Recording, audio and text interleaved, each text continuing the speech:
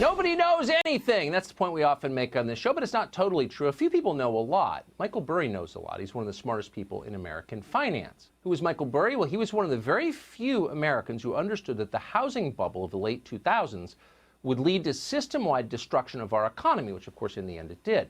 How did Michael Burry manage to see that coming? Well, unlike most investors, he's also a physician. He is trained to assess problems empirically on the basis of evidence rather than theory. If you're interested in the details of what Burry was saying in 2007 and 2008, read or watch The Big Short, which is based largely on his predictions of the last financial crash. So with that in mind, what is Michael Burry saying about the economy now?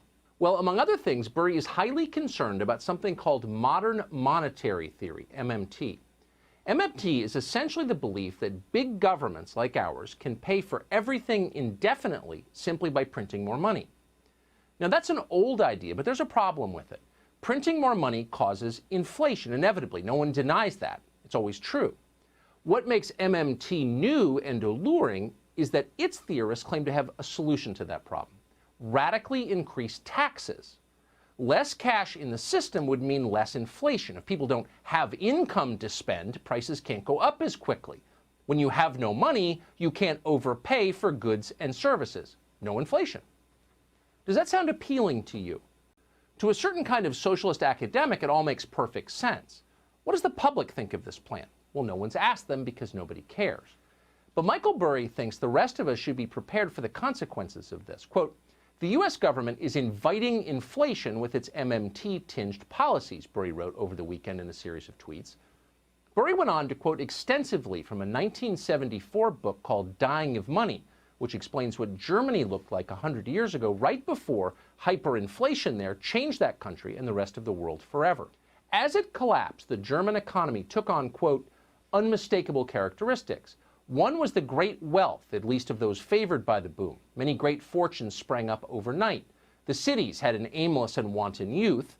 Prices in Germany were steady, and both business and the stock market were booming. The exchange rate of the mark against the dollar and other currencies actually rose for a time, and the mark was momentarily the strongest currency in the world.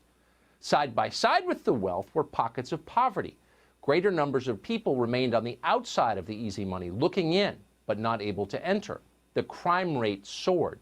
Accounts of the time tell of a progressive demoralization which crept over the common people, compounded of their weariness with the breakneck pace to no visible purpose, and their fears from watching their own precarious positions slip while others grew so conspicuously rich. Speculation alone, while adding nothing to Germany's wealth, became one of its largest activities. The fever to join in turning a quick mark infected nearly all classes. Everyone from the elevator operator up was playing the market, end quote. And then, inevitably, of course, it all collapsed. Quote, the Deutschmarks that existed in the world in the summer of 1922, all of them, were not worth enough by November of 1923 to buy a single newspaper or a tram ticket. That was the spectacular part of the collapse, but most of the real loss in money wealth have been suffered much earlier, end quote. A book worth getting. Does it sound familiar? Don't think about it, assures the Biden administration. We've got a female Treasury Secretary. The critical diversity component of American economic policy has been covered. Rest assured. But Michael Burry isn't resting assured, and he's not convinced. Yesterday, he sent this tweet. People say I didn't warn last time. I did, but no one listened. So I warn this time, and still no one listens.